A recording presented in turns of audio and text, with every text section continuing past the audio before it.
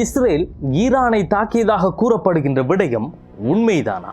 இந்த தாக்குதல் தொடர்பாக ஈரானும் இஸ்ரேலும் என்ன கூறுகின்றது?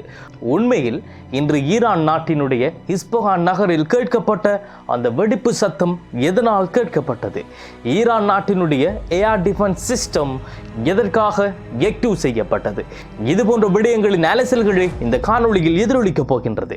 இந்த வீடியோவை ஸ்கிப் பண்ணி விடாமல் முழுமையாக பார்த்துவிட்டு உங்களுடைய நண்பர்களுக்கும் ஷேர் செய்து விடுங்கள். இன்று காலை உள்ளூர் நேரப்படி ஒரு 4 மணி இருக்கும் ஈரான் நாட்டின் உள்ள இஸ்பஹான் என்று கூறப்படுகின்ற ஒரு நகரத்தின் கிழக்கு பகுதியில் ஒரு வெடிப்பு சத்தம் கேட்கின்றது. உடனே அங்கே ஆழ்ந்த உறக்கத்தில் காணப்பட்ட மக்களுக்கும் அதனை அண்டிய பிரதேசங்களில் உள்ள மக்களுக்கும் பெரிய ஒரு பதட்டம் ஏற்படுகின்றது.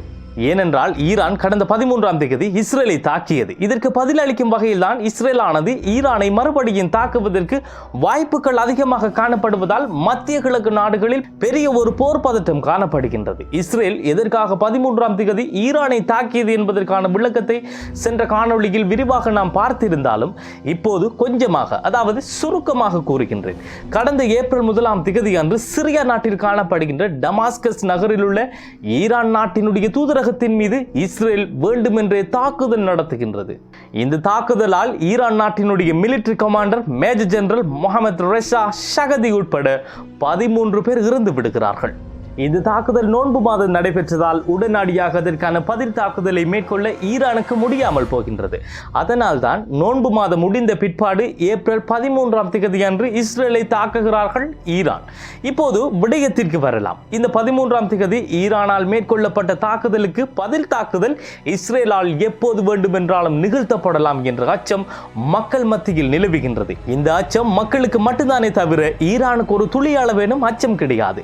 இவர்கள் அந்த தாக்குதலை இஸ்ரேலை ஓன் பண்ணுவதற்கான ஒரு சமிக்கை தான் என்றும், ஈரான் நினைத்தால் இஸ்ரேலை தாக்க முடியும், அமெரிக்கா குறுக்கே வந்தாலும் அது நடக்கும் என்பதை உறுதி செய்யத்தான் இந்த தாக்குதல் என்று கூறுகின்றது ஈரான். அத்தோடு இதற்கு பதில் அளிக்கிறோம் என்று கூறிக்கொண்டு இஸ்ரேல் ஈரானை தாக்குவதாக இருக்கும் என்றால் இஸ்ரேல் கனவிலும் நினைத்து பார்த்திராத அளவுக்கு ஒரு பெரிய தாக்குதலை இஸ்ரேல் மீது நடாத்தப்படும் என்று ஈரான் ஸ்டில் இப்போ வரைக்கும் கூறிக்கொண்டிருக்கின்றது. அமெரிக்காவானது ஈரானை தாக்குவது தொடர்பில் கொஞ்சம் பொறுமை காப்பது சிறந்தது என்று இஸ்ரேலை பொறுமை காத்திட கூறிக்கொண்டிருந்தாலும் மறைமுகமாக இஸ்ரேலுக்கு போருக்கு தேவையான உதவியை வழங்கி கொண்டுதான் இருக்கின்றது. அனைத்து சர்வதேச நாடுகளும் இரண்டு தரப்பையும் பேச்சுவார்த்தை செய்ய அழைத்தாலும் ஈரானை தாக்குவது தொடர்பில் இஸ்ரேல் தன்னிச்சையான முடிவை மட்டும்தான் எடுக்கும். இந்த விடயத்தில் யாருடைய பேச்சையும் கேட்காது என்று கூறுகின்றது. இதனால் தான் அங்கே போர் பதட்டம் நிலவுகின்றது. ஏனென்றால் இஸ்ரேல் ஈரானை தாக்க மாட்டோம் என்றும் கூறவில்லை, தாக்குவோம் என்றும் கூறவில்லை. இந்த கூற்றினால் தான் அச்சம் அதிகரிக்கின்றது. ஏனென்றால் ஒரு பக்கம் ஈரான் இஸ்ரேல் தாக்குவதற்கு நினைத்தால் கூட விலை மதிப்பில்லாத பரிசு ஒன்றை இஸ்ரேலுக்கு வழங்குவோம் என்று கூறுகின்றது. மறுபக்கம் இஸ்ரேல் என்ன அடிச்சிட்டல இரு பார்த்துக்கலாம் அப்படிங்கிற மாதிரியான கருத்துக்களை வெளியிட்டுக் கொண்டிருக்கின்றது. இந்த சமயத்தில் தான் ஈரான் நாட்டினுடைய இஸ்பஹான் நகரின் கிழக்கு பகுதியில் வெடிச்சத்தம் ஒன்று கேட்டிருக்கின்றது. நேற்று நடைபெற்ற ஊடக சந்திப்பு ஒன்றில் ஈரானுடைய பிரிகேடியர் ஜெனரல் அஹமத் ஹக்தலாப் இந்த போர் பதட்டம் தொடர்பாக ஒரு அறிக்கை ஒன்றையும் வெளியிட்டிருக்கின்றார்.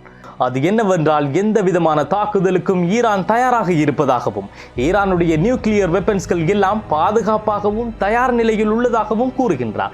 அத்தோடு ஈரான் நாட்டின் வான்பரப்புக்குள் அடையாளம் காணப்படாத எந்த ஒரு விமானம் பறந்தாலும் அது அனைத்தும் சுட்டு வீழ்த்தப்படும் என்றும் கூறியிருக்கின்றார். அது மட்டுமல்லாமல் இஸ்ரேலினுடைய அனைத்து விதமான நியூக்ளியர் ஃபெசிலிட்டிஸ், அதாவது அணு ஆயுத தொழிற்சாலை என்று எல்லோருக்கும் புரிவது போன்று எடுத்துக்கொள்ளலாம். இந்த இஸ்ரேலினுடைய அணு ஆயுத நிலையங்கள் எங்கெங்கு இருக்கின்ற என்பது அனைத்தும் எங்களுக்கு தெரியும். அவை அனைத்தும் தான் எங்களுடைய டார்கெட்.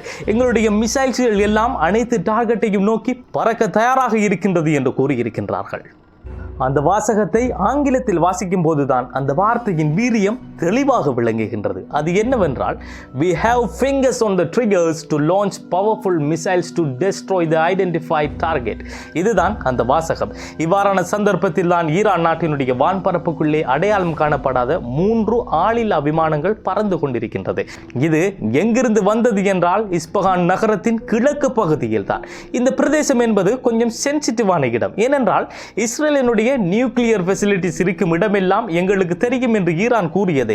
அதுபோன்று இஸ்பஹானின் கிழக்கு பகுதியில் தான் ஈரானின் நியூக்ளியர் ஃபெசிலிட்டிஸ், அதாவது அணு ஆயுத தொழிற்சாலை காணப்படுகின்றது. இந்த 3 ஆளில்லா விமானங்களையும் ஈரான் வெற்றிகரமாக தாக்கி அழித்து விடுகின்றது. இதனால் ஈரானுக்கு எந்த விதமான பாதிப்புகளும் ஏற்படவில்லை என்பது உறுதியாக தெரிகின்றது. இந்த 3 ஆளில்லா விமானங்களையும் யார் அனுப்பியது என்பது தொடர்பில் ஒரு தெளிவான தகவல் எந்த தரப்பிலிருந்தும் வெளியிடப்படவில்லை. ஈரானை கேட்டால் விசாரணை மேற்கொள்ளப்படுகின்றது என்று கூறுகிறார்கள். இஸ்ரேல் இது தொடர்பாக இதுவரை வாய் திறக்கவில்லை. இஸ்ரேல் தான் அந்த விமானங்களை அனுப்பியது என்றால் ஒரு சந்தேகம் எழுகின்றது. ஏனென்றால் இஸ்ரேலினுடைய அணு ஆயுத தொழிற்சாலை இருக்குமிடம் ஈரானுக்கு தெரியும் என்றால் ஈரானின் அணு ஆயுத தொழிற்சாலை இருக்குமிடம் இஸ்ரேலுக்கும் தெரியும் என்று கூறுவதை உறுதி செய்வதாகத்தான் எனக்கு தோன்றுகின்றது. ஏனென்றால் விமானம் பறந்து வந்தது குறிப்பிட்ட அந்த சரௌண்டிங்கில் தான். இது ஈரானின் ஈகோவை தொட்டு பார்ப்பதாக இருந்தாலும் இஸ்ரேல் தான் இதை செய்தது என்பதை உறுதியாக அறியாமல் பதிலுக்கு இப்போது எந்த தாக்குதலும் நடத்தப் போவதில்லை என்று ஈரான் கூறியிருக்கின்றது. இவைகள் தான் ஈரான் வெர்சஸ் இஸ்ரேலினுடைய அப்டேட் நியூஸ். புதிதாக ஏதும் தகவல்கள் கிடைக்கும் வரை இந்த காணொளியிலிருந்து விடைபெறுவது அப்துல் லத்தீப் ஹசன் நிஸ்வி.